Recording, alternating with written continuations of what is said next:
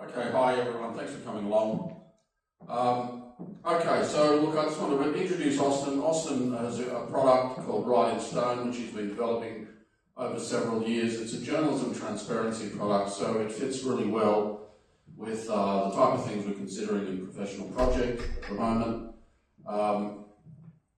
The idea behind it is to document the sources of journalists. As we all know, there are a lot of trust issues in media from the public, particularly over the past couple of years. We've, a lot of people have noticed that the media doesn't tell the full story. I think more people have woken up to that fact, and some people like Austin, who has been a journalist for, I don't know, how many years have you been a journalist, Austin? Depends if you say I still am or not. It depends when I quit. I quit Twitter in 2017. So let's say 2006 to 2017. I quit Twitter then. So I hung up my retweeting boots, and that was, I guess, a good time to call it, and started being a media entrepreneur who sometimes relapses and does a bit of journalism. Well, that's how hardcore Austin is about journalism, that he quit in 2017. I'm still persevering with X, as it's now known. In any case, I mean, this type of project is one of many different types of attempts out there to create a better media and a media that we can trust in.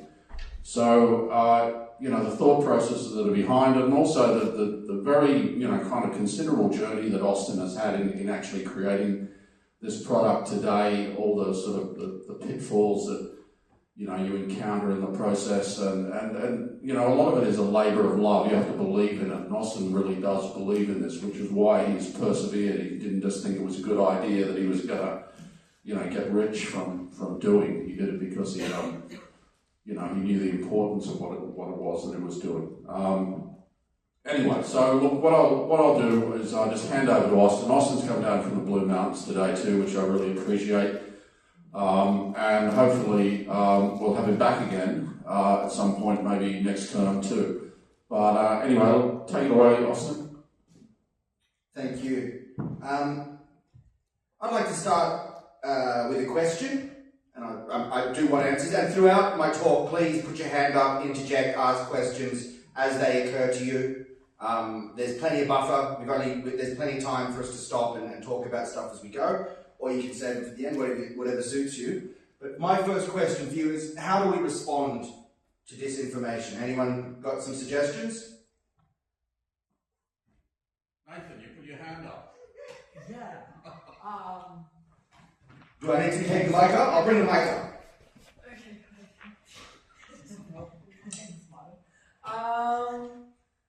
I respond with rage and frustration, especially when something is not coming across as sincere. Like, I don't know, maybe I have a detectable eye, I can tell. So yeah, with rage. That's a great emotional response. Yeah. I was thinking more in terms of practical responses. I'm glad that's. So any other suggestions, practical responses to disinformation? They're all a bit shy, aren't they? Too early, not enough. Too early and not enough coffee. You've got to be way more attention hungry if you're going to make it in the media, guys. You've got to be like, why is my mouth not open every second? Right? Anyhow, these are some of the sort of standard responses that you might hear in a journalism class, for example. So we could fact check it, we could debunk, we could pre-bunk, we could shadow ban it, we could deplatform, we could regulate, right? These are all answers that have been floated. But there is a more dramatic response which has already happened. Cancelling elections, right? And I'm talking specifically about the Romanian elections, the first round of the presidential elections in Romania last year. We had, I can't pronounce his first name, right? And there's no point learning it because he's never going to be president, right? This guy came in first and he's, pro-Trump, pro-Putin, anti-vaxxer, all the bad things, all the stuff we don't like. So the wrong guy won. He wasn't supposed to win. And so the elections were cancelled. Now, let me give you the version of it that came from the Foreign Policy Research Institute. This is Antonia Colibesanu. And she's writing an article called Romania's Crisis, a Blueprint for Defending Democracy. So cancelling elections is how we defend democracy. Gorgescu was a virtual unknown before the November 24 candidates with no opinion poll suggesting he would take a position and claims that the vote may have been a fraud. The Constitutional Court ordered a recount. However, the recount confirmed the initial results. So there was no problem with the voting, there was no problem with the counting. But on December 4th, the president, so someone from one of the major political parties, and the intelligence agencies announced that declassified intelligence reports suggested an aggressive hybrid attack conducted by a foreign state, influencing public opinion. So Russia didn't hack the voting machines. Russia, allegedly, hacked the people. Got in our brains, in our vulnerable brains, which we can't defend for ourselves, and we need, NATO to defend our brains for us. And then, in light of these findings, on the December 6th, 2 days before the final vote was going to take place, the first round was annulled, and the elections process was stopped and derailed. And this is a blueprint for defending democracy, according to well-paid analysts working in Washington, D.C., who have access to the people in power. Then, Truth Digger Dropsite News, I'm sure Martin is familiar with these outlets, and some of you might be as well, did a little bit of digging, and did a Romanian investigative news outlet called The Scoop, and they found that, and this is based on court documents, which are accessible, that the money didn't come from Russia. It was one of the major left-wing parties funding the split up. So you know how in America the Democrats might encourage people to vote for the Libertarian candidate to weaken the Republicans? It was that. Happens all the time. But oh well, too late, doesn't matter, elections are cancelled. So not only does this guy, the guy who was winning, get kicked out, but so does the person who came second. And she was from the most progressive of the established parties in Romania. There's a very good chance she would have won, actually, because all the votes against him would have pulled behind her, and we would have probably had the most progressive candidate in Romanian history. But don't worry, that didn't happen. We've got new fresh elections, and these guys got to compete instead. So all is well with the world, right? Yeah. So that's one response to disinformation that we can take. We can just cancel elections because us, the voters, we're all too dumb to handle it. So we just need smart people from think tanks in Washington to tell us what the election results should be, and we'll just do that. This approach, this is not a one-off, it might be a mistake or it might be deceit, but it comes out of a mentality, and that's the mentality I describe as disinformation as pathogen. So it's attacking an otherwise healthy body politic. Everything was fine. We had this healthy, Romanian nation chugging along, and then it was attacked by the virus, the cancer, the poison of Russian disinformation. And if we can just get rid of that poison, everything will be okay, right? Now, the center of this approach is, I think, the most important institution promoting this approach is the Cambridge Disinformation Summit. It's only been going a couple of years, but it's very highly connected, very high-powered. All the people, Meta show up, governments show up, people who have decision-making power show up at this.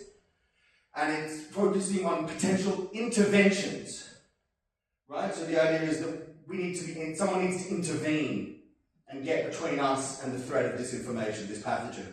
And they're going to have an interdisciplinary scientific committee, guys. Interdisciplinary and scientific, and that means that we can all trust this authority to tell us what's fake and what's real. And they will consider balancing free speech.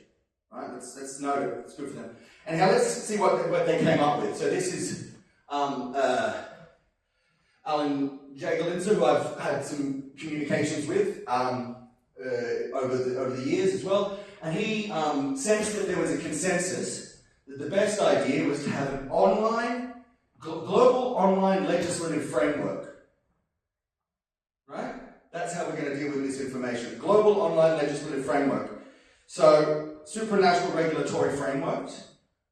And if you're worried about the World Trade Organization or free trade agreements destroying economic sovereignty, because we can't set our own policies because we're worried about free trade agreements, this is going to do the same for digital and epistemological sovereignty.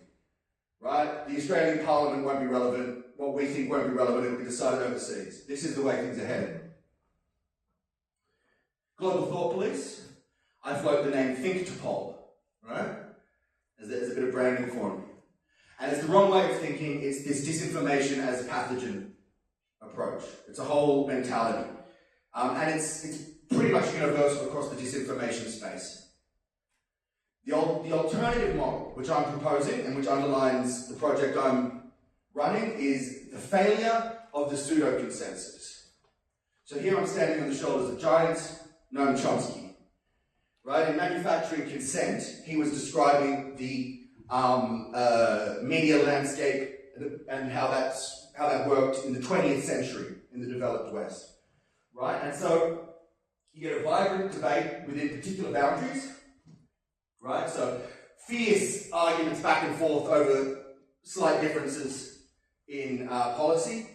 You get other voices which are marginalised, they're marginalised, excluded and ignored rather than violently oppressed. Right? There wasn't so much locking people up or smashing up the presses, you just kind of push them off to the side and you can fairly effectively ignore them. And then what happens is you get this what I call the pseudo-consensus, which is an elite consensus, a consensus among elite actors, which passes as if it's a real consensus among the whole population. And this is what Noam Chomsky, building on, I believe it was Woodrow Wilson, I might be getting his sources wrong, but this is the propaganda model, right? Rather than coercion, we bring people along, and that was, to my mind, and I'm speaking personal here, that was good when it encouraged people to believe that vaccines are safe and effective, but it was bad when it encouraged people to believe that American foreign policy is guided by benevolent intentions, right? And Chomsky was talking about the foreign policy side, but we're seeing now what happened, that it also allowed us to do things like, public health. It was a way of getting stuff done, apart from anything else, right? It was a way of ending the conversation and getting stuff done. That's collapsing, and we're going back to a reliance on overt coercion. You can see it everywhere, right? They're arresting protesters, they're, shutting down elections.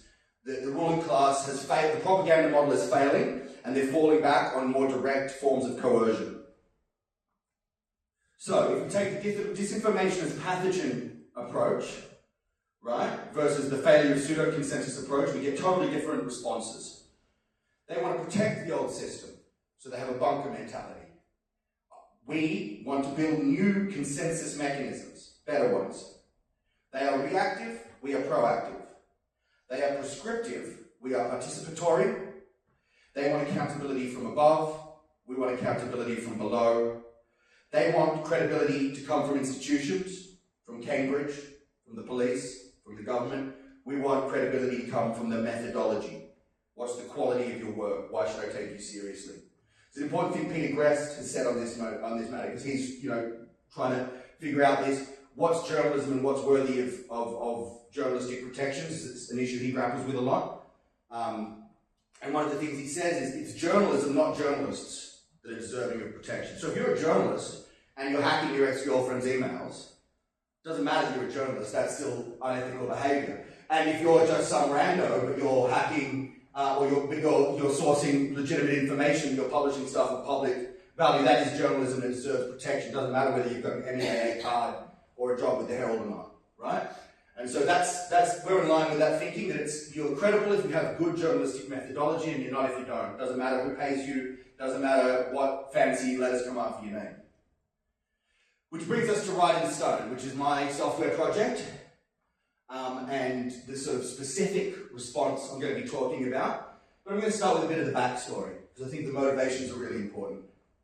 And as you'll see as we go throughout this, I'm obsessed with the provenance of things. Where do they originate?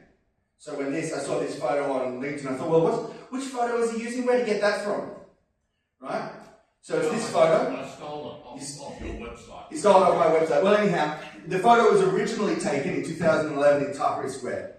And this was kind of the peak era of my journalism career. The most sort of wonderful and exciting time of my life. And I assumed that you got it from here, from the change.org petition. You stole it from my website, from my Facebook, huh? Well, Actually, I can't remember where I nicked it from. I did mean to credit it. If you were using, I might not have put that on the slide though. If you were using Stone Transparency, we'd have a record of where you sourced it from. I know, you've completely caught me out with it. There we go. Anyhow, and this is another photo. This is also taken a little bit later on New Year's Eve, 2011, 2012. Oh, sorry. The reason there was a change.org petition is because we got arrested in Egypt and we had charges against us. It was kind of like a little, they were seeing what they could get away with, fucking with me and my translator, who was also a translator for Al Jazeera. And they were figuring out what they could get away with, and when there was no real pushback, that's when they went after, a year later, they went after Grest and everybody else and actually threw them in jail. Right? Whereas we just got sort of held for a couple of days and a bit illegal, whatever. Anyhow, so there was this change.org petition. One of the other people I was arrested with is this woman. She was my translator and girlfriend at the time. This is also Tahrir Square. Can you see those big concrete blocks, those square things in the background? Those are huge concrete blocks that the army had put in to keep Tahrir Square separate from the ministry buildings, which were in the sort of downtown area. And those people can see these figures that they're all graffitiing on them. So this is New Year's Eve, 2011, 2012. Late 2012, we were married in Cairo. This is this is our wedding photo, and this bloke here is going to be important in the story later on. His name's Daniel. He's a Kiwi bloke who I was living with in Cairo. And so this is the story of what I've been doing with my wife and my best mate since then, pretty much. And those relationships and the strength of those relationships is really important as to why we're still here. Anyhow, around this time as well, I did what I considered still the best TV interview I ever did. TV interviews were my main source of income as a journalist, live crosses. And I'd already done it for American TV and stuff like that, which paid better and had bigger audiences. But I tell you what, this was the ABC, and I've never been so nervous as when I was doing a live cross from Tahrir Square on the ABC, because I knew the people that I went to school with were going to see it and stuff like that.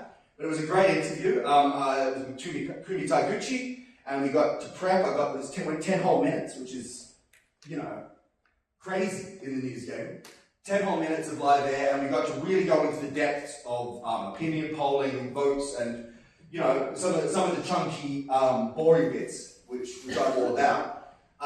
And the reason that was really important for me was I was able to defend the Muslim Brotherhood and their political party, the Freedom and Justice Party, who had won the elections, but were quickly being demonized and being sort of painted as, these are now the obstacles to freedom in Egypt, these guys who won the elections, right?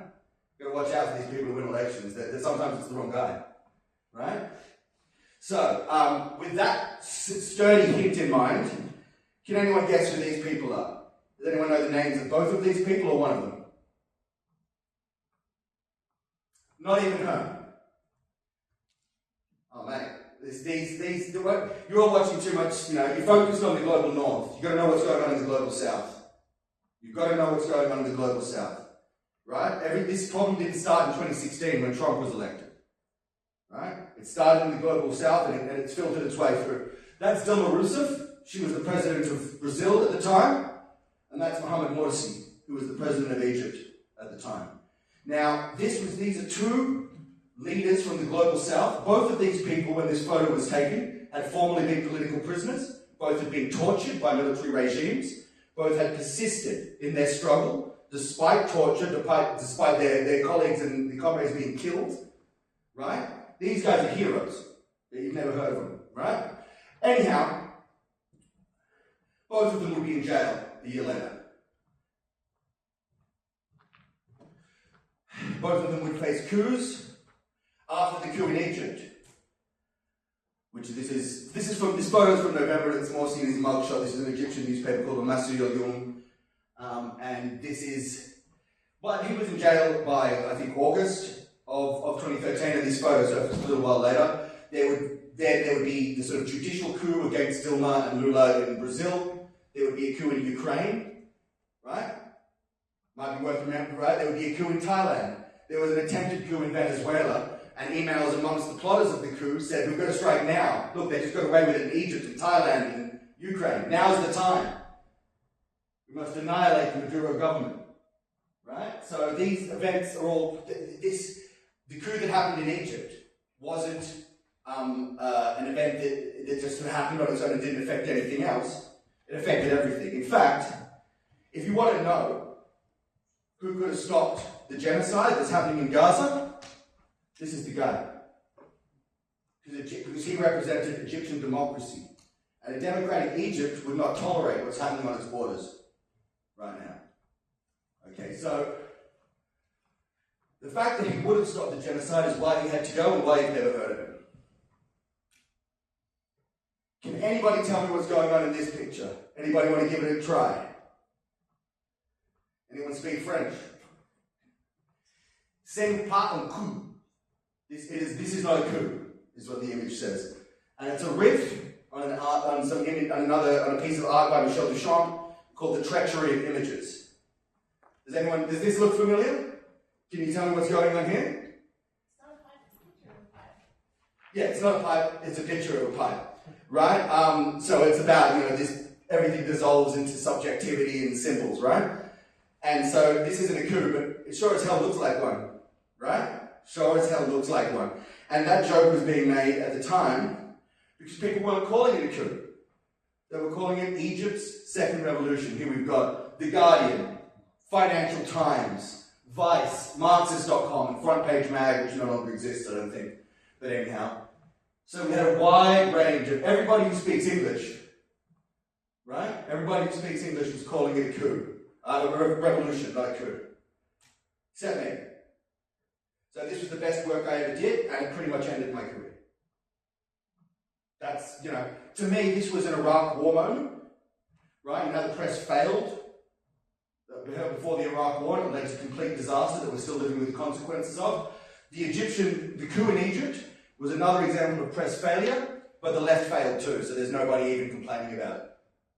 Right? The left even got it wrong at the time as well, and all the people who got it wrong on the left have gone on to great careers, and the people who got it right have sort of disappeared off. David Hirst, who was the lead editor of The Guardian, LEDE lead, as in, set the opinion pieces, he had to leave because of conflict over this, and that's where Middle East Eye came from, the publication you might sometimes see around. They do excellent reporting. But there was, you were punished for getting it right. Anyhow, I said at the time, this is not Egypt's second revolution. The target of these protests is not a dictator, but the first meaningfully elected head of state in Egypt's history. By pushing for his dislodgement, these forces are edging Egypt towards the abyss. And I am sick to my stomach with how right I was. Egypt is a terrifying place. Hundreds of thousands of people are kept as political prisoners. Thousands have been shot or killed. People are raped as a way of enforcing dissent. It's a horror show, and we are completely backing them to the hilt to the West. The Australian government, the US government, European governments, etc. It's part of the Zionist/imperial project in the region. So, at that stage, I decided that I didn't want to just write more opinion pieces that would get ignored, and then no one would really publish me by then. So, me and about 20 volunteers started a publication called Important Cool, which was going to have a lifestyle section, which was cool, and a news section, which was important, and we had, big plans. And part of that was we're going to have radical transparency, right?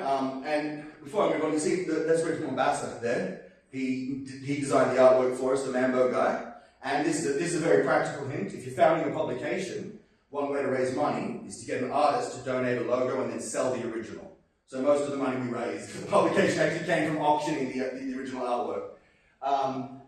So thanks, Reg, for that. But this idea of writing, one of the reasons he was into us, because this was all around the time of the WikiLeaks party. Right? Docs or it didn't happen, which came from Pix or it didn't happen. This was all around the time of sort of where radical transparency was they had a bit of energy and a bit of buzz around it, and this was the way we were going to change politics and change the world. So the idea was that we would pick as much evidence as possible with each article and let people sort of read through that.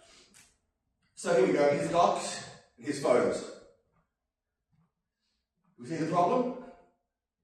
I've got a document here, it's from Dolphin, and both of this document and this photo both tell us that there was a dolphin robbed a bank in a city that doesn't exist. So when we say documents and photos, we mean real ones. Right? So how do you know that they're real? Where did it come from? Where did it come from? That's the question. Anytime you introduce evidence, the question of provenance is also there. Did it really come from the police department, or did it come from an LLM? Did it come from when we hear that, I won't get started on today's story about ASIO. We might talk about that in the sec comments. I was going to bring that up. Yeah. Yeah.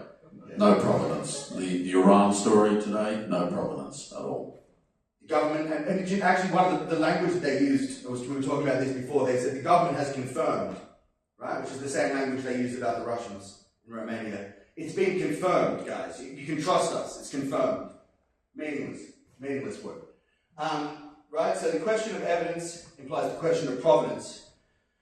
And that brings us to the Stone Research Transparency System, founded in 2010. So this is when we'd given up on running a publication and decided the thing to do is to make a tool that other publications can use to make the capture and presentation of the evidence super easy.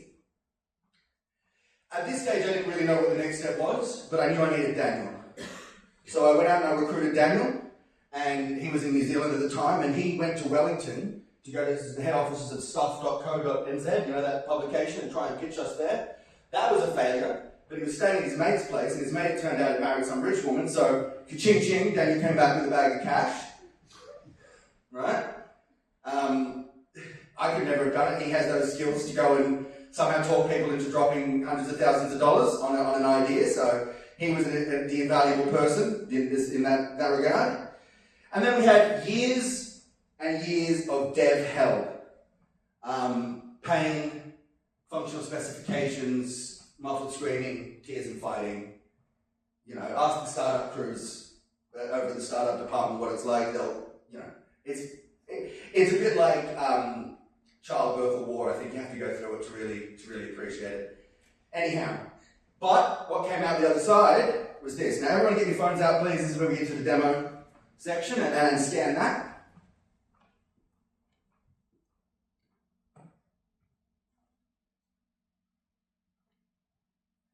I'll just click through so you can see that it also works on desktop.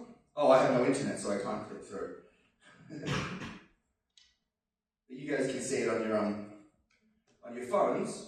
There's a story by Scott Stedman.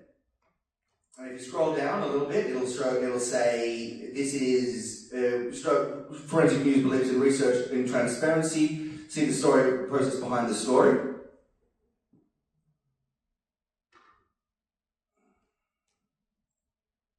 Right, so Scott was we did a trial with Scott to see how this would work with his journalism, which was very evidence-based. And we found that we went from getting $12 in donations per 1,000 visitors, which is pretty extraordinary. I'm sure anyone who's looked at the economics of newsrooms will know that's a remarkable number. And it jumped from that to $17.5 per 1,000 visitors to your website. I challenge you to find anybody who's doing better than that. He was making a living off it. He was 21, making a living off it, had his own apartment in Los Angeles, right? Running his own publication. Kind of dream level stuff. And yeah, we'll need the internet for the demo actually, won't I? Yeah, I might just... He's hooking me up. So, yeah, that's a 47% earned trust premium, and at only 10%, less than 10% increased time cost. That was our goal. We said, is this costing you less than 10% extra time? And he said, yeah, easily. Right? So, here we go. We're going to get some internet. But so Scott was our pilot project. Another interesting story, the publication shut down because he was sued out of existence by a British-Israeli dual citizen who runs a security firm. Story he worked on before Stone ever came along, but that's a whole other... I went to Washington to him and he spoke at something called the Helsinki Commission because it was about, you know, Russian interference in American democracy, and he really thought that he was going to get the American journalistic community rallying around him. Guardian, US were going to be there. Washington Post were there, but then they didn't cover it. So he got no support from the rest of the journalistic community, not from the Los Angeles Times, which was his home city. And so he turned tail and decided not to fight out because he didn't feel safe and he didn't feel like anyone was with him. But so what I'm looking for really, more than anything, is the next Scott. right? I'm looking for the next Scott, that's why I'm here. I'm hoping that the next Scott is in the audience. The slides and I'll authorize you.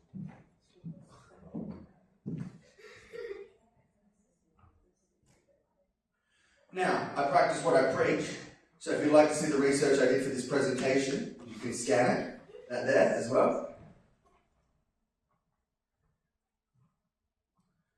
Now that'll take you directly to a research page. So there's two levels of this. What you saw in Scott's story is embedded, we call that the research portal, and that just has the highlights of the research process. So as you'll see in a bit, when you all get a chance to download the software, when you're using it, there's two modes. There's work mode, which is where what's happening then is the software is taking one screenshot every second. So every source you see gets backed up. You have this time lapse of the research process. So if someone deletes a tweet, or a headline gets changed, or the Russian oligarch or the Israeli person or whoever it is who's on the board of directors on the website of the company gets taken down once it becomes known that they're a criminal. You'll have that record of what you saw when you saw it. And you won't have to go back and find this, because people screenshot a lot, right? So just screenshot everything. Just screenshot everything, that's what Stone does, right? And then you turn your webcam on when something important happens. And the research portal, which gets embedded in your article, just plays the highlights. So it's these little 30-second snappy moments from the research story. But if you click through to the research page, the research portal, which is what this shows for my presentation, it has everything. It has the comprehensive record. It says how long you spent on it, right? Because that's the other thing is what gets measured gets managed, right? And there's no measurement of the research effort that's going into news articles. So I think a lot of this, I have I call it time dilation or time compression or something. How long did it take you to work on this story versus how long is it going to take me to read? Because if you did 5 minutes research and it's going to take me 10 minutes to read, I'd be better off just doing the research myself, wouldn't I? Right? Whereas if you worked for days or weeks or hours on this story and you put the value from that research into a couple of minutes, then you have a high time compression score and saving a lot of time by reading your article rather than going back to the original source material. So, that's what it looks like. What should we investigate? Should we investigate this Iranian connection? Yeah, so Iranian spies. Now this is your start page. Let's turn that on. Is it still working? No, just there's a switch on it. When it's green, you can talk, but it takes a moment to register. So this is where you can upload certain things. So if you have a video or an audio file, you just add it, but that's not really the special feature. It's all about the screen capture features we've got, which are sort of between the live and pre-recorded. So if you try to live stream it, you're going to end up doxing people by accident. And if you try and record it all on your computer, it's going to be a data management nightmare. You're going to max out your hard drive all the time. So we've got a very streamlined stream capture process that works for research. So we're going to do a quick highlight to explain what we're doing.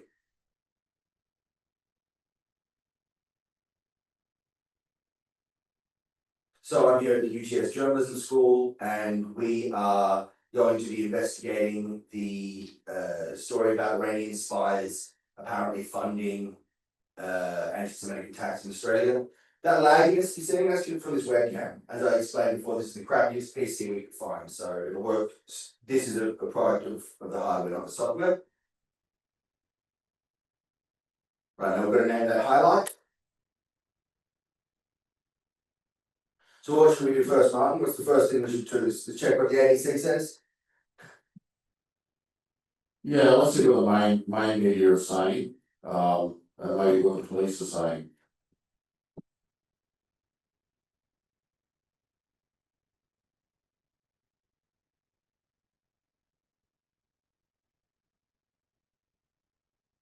I'm using this one now that I'm here. Do we do that by Google? Or, is there another better way to abc.com.au or what? Well, I think Google's good because it's going to show everything that is at the top of the search engine. So this is what most average hunters, what 89% of times they're going to be looking at. So it's going to record what my search terms were. And if there's bias in the search terms I'm using, that's going to be recorded for a start.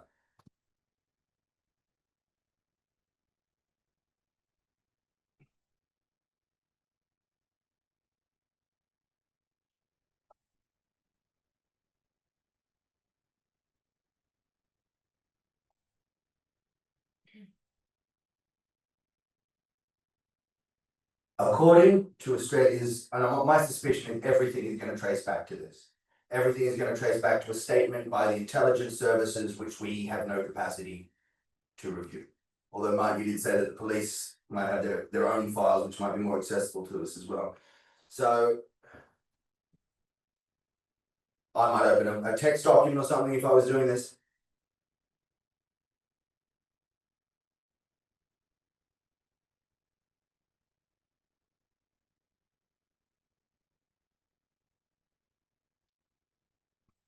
Nope, there's more of those. I'll redact that from the video. Those are my fake logins for testing, so it's all right. They don't link to the real action account.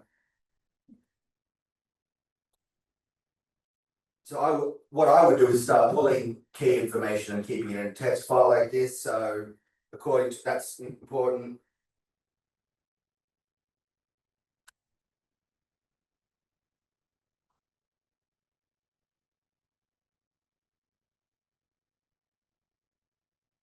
So who are Iran's Revolutionary Guard Corps? We can skip that because that's background that, you know, I would hope that we've got some familiarity within this room.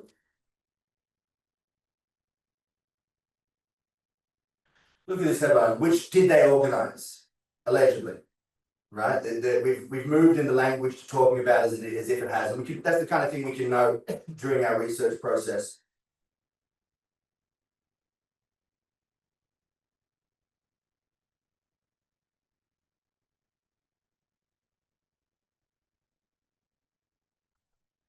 So this headline by the ABC is a bit of a when did you stop beating your wife question, right? Because if you say I didn't stop beating my wife, that means you're still doing it.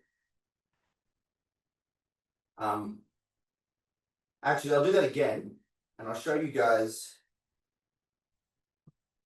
Yeah, like I said, this is the crappiest laptop we could find. So that lag is coming from the slow performance of the laptop. I'm going to show you guys some the crop feature as well. We've got here. So actually, I'll include ABC News in the crop. Make sure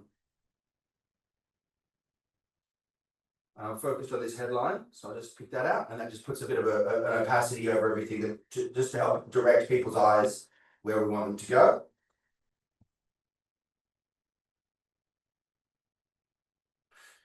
Notice how this question by the ABC presupposes the framing of the question presupposes that they did organize the attack. So in the initial paragraph, they pointed out that this is all according to ASIO, but the language that they're using as they move through the article starts to assume the truth of those statements by ASIO.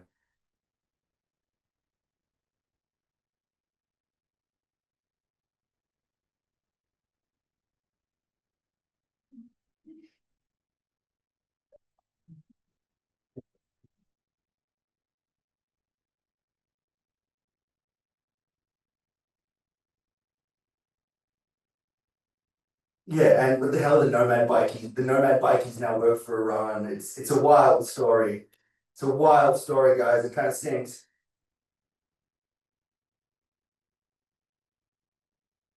And you can add your thoughts as you go as well. That reminds you when you can look back and what was in my head when I was doing various stuff. So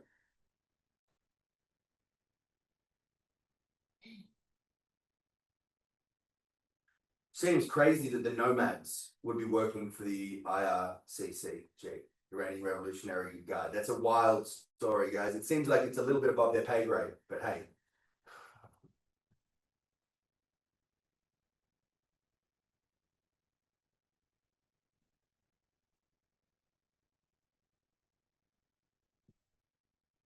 See, these 14 incidents, these were the ones that turned out not to be anti-Semitic at all. They turned out to be a scam to get money, because what happened was that they realized that the AFP would pay big money for dirt on anti-Semitism, so they created it.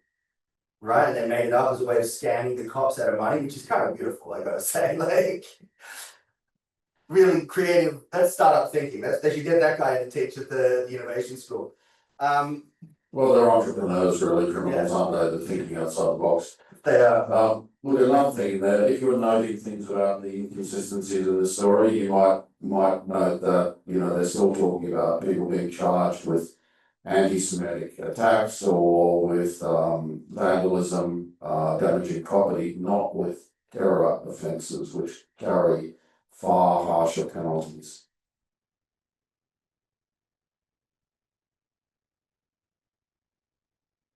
So our colleague Martin has just pointed out that there's no mention of terrorism offences anywhere in this article, which is worth noting because those have much higher sentences. And also, there's if these people are working for a foreign government attacking Jewish buildings in Australia, that definitely is terrorism, right? If we're going to have the word be used at all. Might also be treason. Yeah, it might also be treason.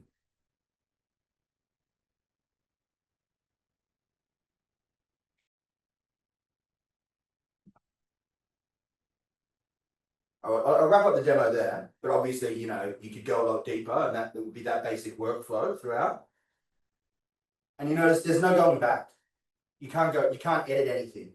You can redact sections, which then show that you've done a redaction in line with our archival tech standards, or you can delete the whole thing. But you can't edit it. It's what we call it a linear editor, right? Because it all moves in a line. When you're using Final Cut or DaVinci or any of those things, those are called non-linear editors because you can move things out of order, right? This is a linear editor. Everything, the story unfolds in the chronological order that it happened. First I did this, then I did this, then I did this, and you can't change that.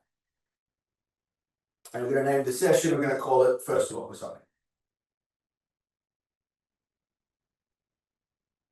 And if you see examples of, say, at media and what they're doing at the moment, I mean, they're doing this type of thing, but they're not using software, so it's just a purely manual process that they go through with their videos. And sorry, go on. Yeah, so this kind of is a way of putting all of that in the one place. I mean, the way at media is trying to sort of cover similar things, that there is like a larger production process around that, so it can sort of shortcut that. Yeah, short, semi-automated, right? Yeah. Because this is now, I'm going to hit publish. And what's been happening is, as we've been going, every 30 seconds, the last 30 seconds is uploaded to the server. So it doesn't matter how long you go for, the publishing time should be roughly the same, which is just a couple of minutes, so it's not public, but it is uploaded, right? So we found this sort of sweet spot between streaming and recording locally, which allows you to get the best of both worlds in terms of speed and privacy protection. And it never works when I'm watching it. So it's always best for me to go make a coffee or do something while it's publishing. Occasionally we get a hang here and you have to sort of close the software and reopen it, but it is actually published in those occasions. Okay, well, maybe it's a good time to have Q&As because we've only got about 10 minutes left. So does anybody have some questions? It is live. It went live like it's supposed to. It didn't glitch out on me because, you know, Sod's Law. I'll just pull it up and then we can go Q&A. So that code there, that you saw next to what I clicked on, that's how you embed it in your article, and it embeds like a YouTube video or a tweet or whatever, it just plugs right in, so long as your platform allows it. So Medium allows it, WordPress Pro allows it, but some of the other ones are still, we have to get whitelisted. But yeah, and here we are, we've got the finished product. And you see it very quickly gets to the first highlight because it's time lapsing in between, but we won't go back over that, but that's it. It's up, it's live, it's ready to embed. See how it wouldn't slow you down. Let's do some questions, and we can probably finish a few minutes early so people can get to their next classes on time as well. Okay. I'm just going to go around the mic. If anybody's got a question, any about the startup process, developing a product. Anyone, Jess? Any burning questions? Hang on, wait, don't talk yet.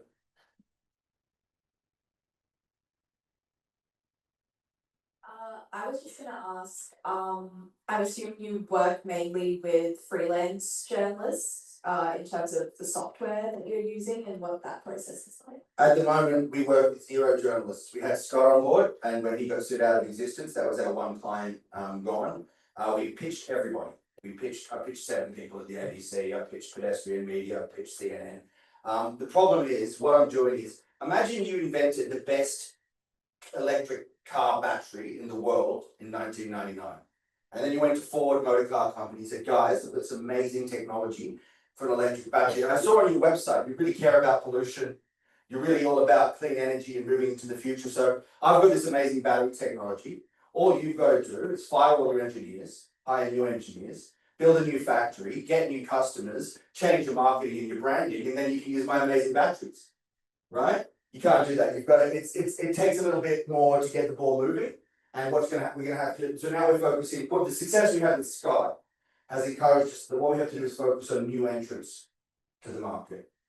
So what we need to do is find somebody who's launching a publication, who's got a blog that they're just starting up, who hasn't fallen into the bad habits of churning out crap really fast, right? Because every incentive in the industry is pushing you to pump shit out really, really quickly at the moment. And this is pushing in the opposite direction. So if you acclimatize to the old way of doing things, it's very tough to come on board. So I'm trying to get fresh people who aren't real, that's why I'm here. It is one of the main problems getting the information out quickly, and there's so much information. One of the problems with actually fact checking stories, which is why people give up doing it, is the amount of time that it takes to do. So being able to impart that to people very quickly is very useful.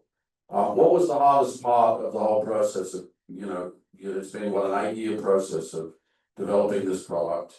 Was there anything that stands out to you as the most difficult thing, or was there a moment when you really felt that things were taking off for a reason, like there was something happened? When we got Scott on board, all of a sudden we went from, I'm blogging and doing demo stories and stuff like that, but I don't have a beat and I'm not really a working journalist, as I was saying. And all of a sudden we were getting 20,000 views on the software a day, and it was really taking off, and I was really excited, we really sort of pitched our card to his staff, and we're betting on his success. And then when he folded the business because of the lawsuit, I nearly died. The stress of I did actually have a bit of a breakdown for about a month after that, and ended up in hospital because they thought I was having a brain hemorrhage, but it was just like the worst migraine. Just the panic attack. Yeah, just psychological. And my wife has started pitching Stony Scholar, which is another thing we're going to talk about. And since she started it, she's developing migraines as well. When you go out and you have to sort of try and get the ball moving, it's a bit of a it's all hard. It's all hard. I had a girlfriend like that. She said they cleared up when we broke up. Yeah.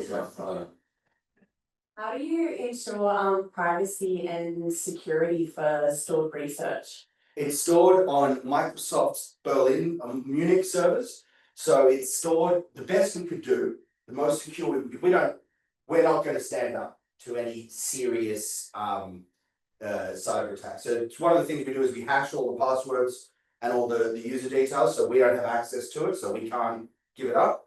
And our servers are stored under German law, not under Five Eyes law. They're not in Australia, they're not in the US, they're not in the UK.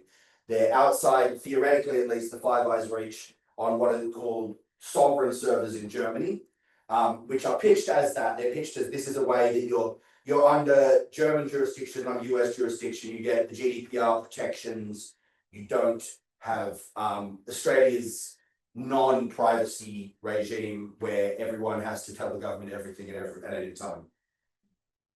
Okay, thanks for that question. Look, we probably need to wrap this up now because people have to go to shoots, but has anybody got a last question that you want to ask? Yeah?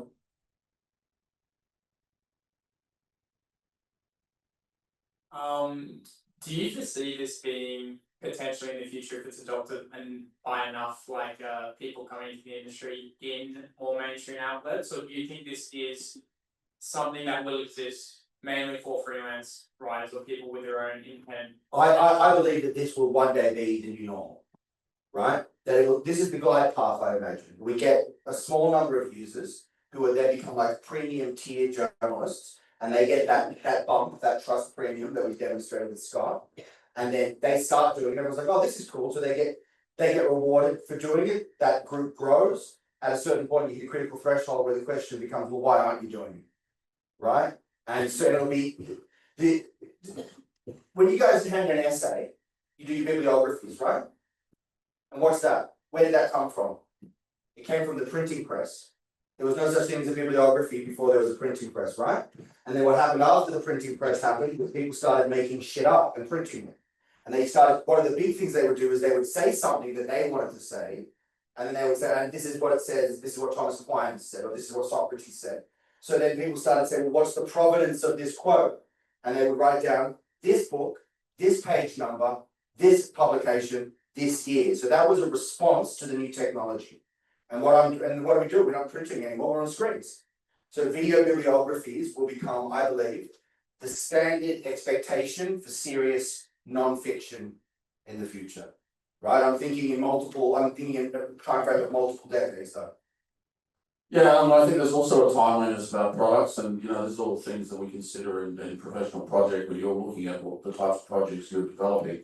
And this project of Austin's, which started 8 years ago, has become increasingly salient. In the last couple of years, where there's this growing sort of appreciation of the lack of transparency in a lot of journalism. So it can, get a product can, get new legs. It can become more relevant than it may have begun, or it can pivot. It can become a different type of product. And what Austin was mentioning before with education, Stone Scholar, which is another product he's working on, because of AI, it's very difficult to tell the provenance of information now. So that's something that could potentially be used as a different product in an educational environment, much like Turnitin is used at the moment. So there are all these options with how you use products. Just to bring it back to the big picture again, Turnitin as well as one more reactive response. It happens after the process is finished and you try and catch people out. We're proactive, getting ahead, and you opt in and then you benefit. It's proactive, not reactive. Cut off the problem further upstream so you don't have to catch the scammers later. Okay, all right. Look, we've got another class coming in now, so we're going to have to wrap it up. Could you all please give Austin a round of applause? Thank you very much. We appreciate you bringing him today to talk to us.